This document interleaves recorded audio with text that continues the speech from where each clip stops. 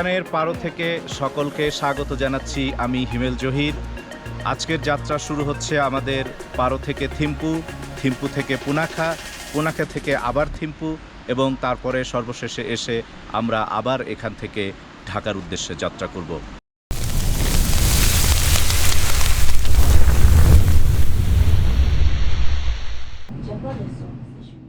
ঢাকা থেকে যাত্রা শুরু করেছি পারোর উদ্দেশ্যে।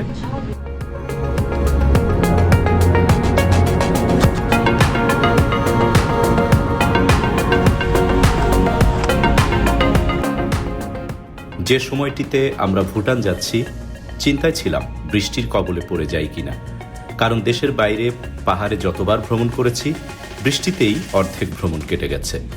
আজ আকাশে মেঘ থাকলেও এই 3 দিনে কেবল থিম্পুতে বিকেলে 1 ঘন্টা বৃষ্টি নেমেছিল। এছাড়া বাকি সময় আমাদের ভালোই কেটেছে।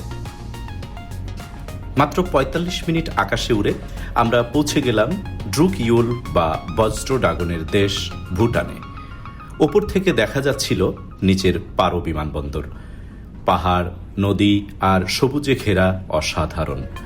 জায়গার স্বল্পতায় এখানে খুব দ্রুত ল্যান্ডিং করতে হয়।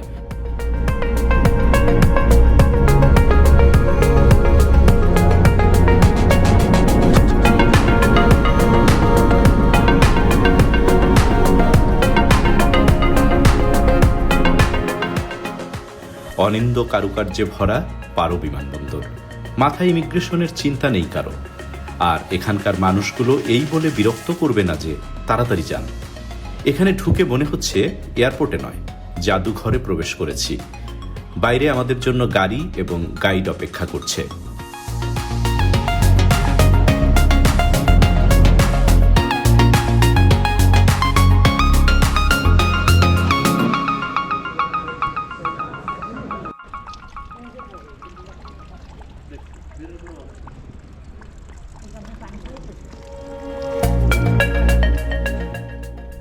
পারো শহর ছাড়িয়ে যখন গাড়ি ধীরে ধীরে বাঁক নিতে শুরু করে, মনে হয় যেন পাহাড়গুলো আপনাকে স্বাগত জানাচ্ছে।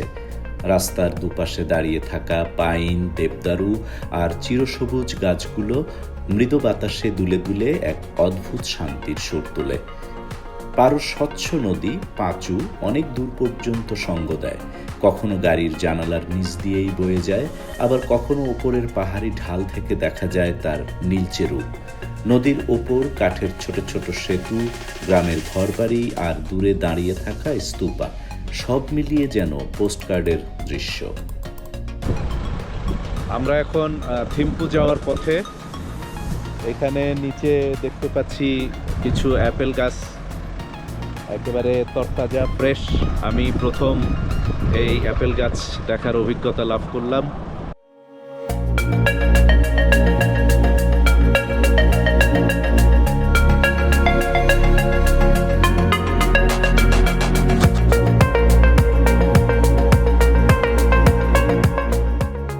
হোটেল কুবেরাতে 2 রাত অবস্থান করব আমরা।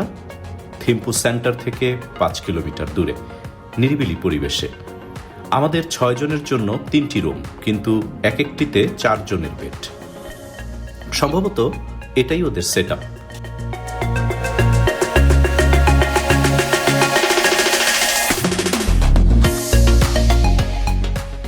ওয়াশরুমটাও বেশ বড়সড়। একটু ফ্রেশ হয়ে বেরিয়ে পড়লাম থিম্পু শহর ঘুরতে। প্রথমে চলে এলাম হোটেল থেকে সড়ক পথে 8 কিলোমিটার দূরে অবস্থিত the biggest statue of Buddha দেখতে।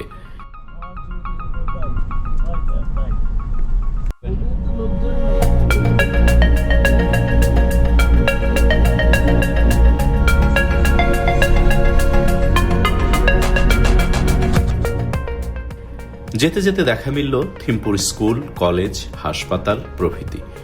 আর ওপর থেকে পাহাড়ের উপত্যকায় থিম্পু শহর।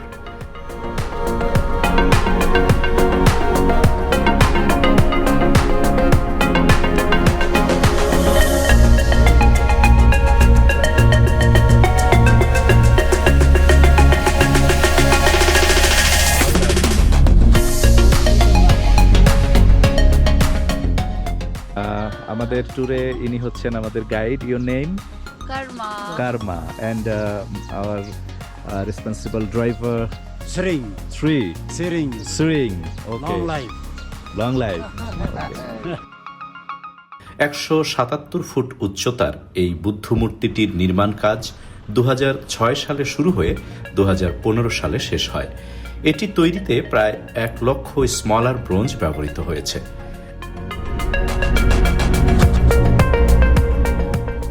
এখান থেকে আমরা ন্যাশনাল মেমোরিয়াল পরিদর্শন করে চলে যাচ্ছি দুপুরের আহার সারতে। গাইড আমাদের একটা ঘরোয়া রেস্টুরেন্টে নিয়ে এসেছে, যেখানে লাল চালের ভাত, শুটকি মাছ ভুনা, সবজি এসব মিলে গেল। পাশেই হ্যান্ডিক্রাফট অ্যান্ড বুটিক শপ। খানিক দূরে ওপর থেকে দেখে নিলাম থিম্পু রাজপ্রাসাদ। সকালের নাস্তা সেরে আমরা চলে যাব পারোতে, airport view point, wooden bridge and tiger নেস্টে। মাঝে পারো রিভারে নেমে একটু পা ভিজিয়ে নেব। তবে এখানকার সবগুলো কুকুর এক্সক্লুসিভ, আর এই ছাড়া গরুগুলোর কোনো মালিক নেই, কারণ এখানে কেউ প্রাণী হত্যা করে না। নদীতে প্রচুর মাছ থাকলেও কেউ ধরে না, তাই এদেশে বেড়াতে আসলে আপনি মাছ মাংস অ্যাভেলেবেল পাবেন না। ইম্পোর্টেড কিছু চিকেন পাওয়া যায়, খুব স্বল্প পরিমাণই মাছ মাংস বিক্রি হয়। সবুজ ধান ক্ষেত পার হয়ে আমরা এয়ারপোর্ট ভিউ পয়েন্টে কিছুক্ষণ অবস্থান করে উডেন ব্রিজে যাওয়ার আগে একটু কেনাকাটা সেরে নিলাম।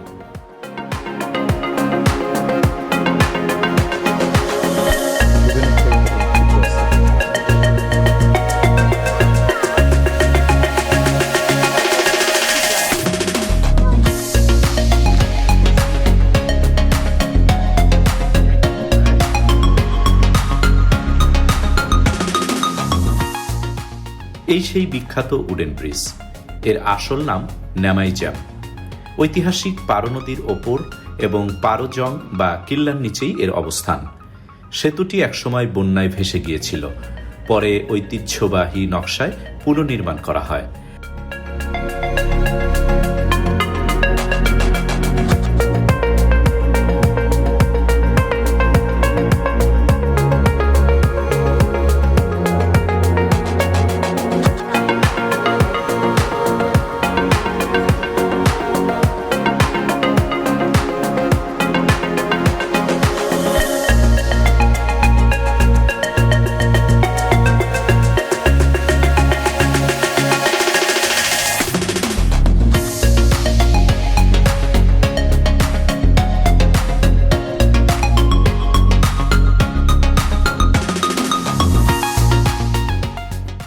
আমরা টাইগার নেস্টে আসলাম ঠিকই, কিন্তু দূরের ওই পাহাড় ডিঙিয়ে ওপরে ওঠা কঠিন কাজ, তাই এ যাত্রা এখানেই ক্ষান্ত দিলাম।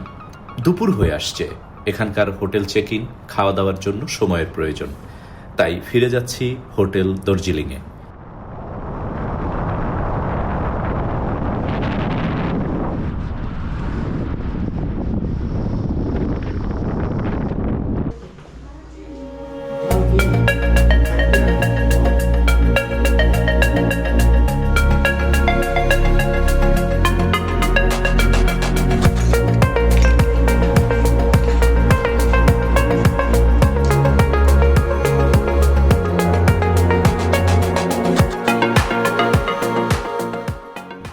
এখানটাতেও খারাপ লাগেনি, চারপাশে মাউন্ট ভিউ থাকায় উপভোগ্য মনে হলো।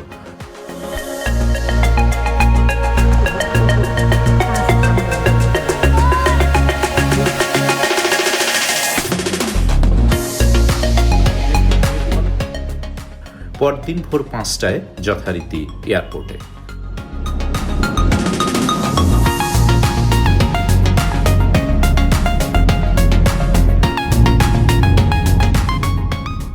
ড্রুক এয়ারের কনসার্ন রয়্যাল ভুটান এয়ারে চড়ে বসলাম সকাল 7টায়।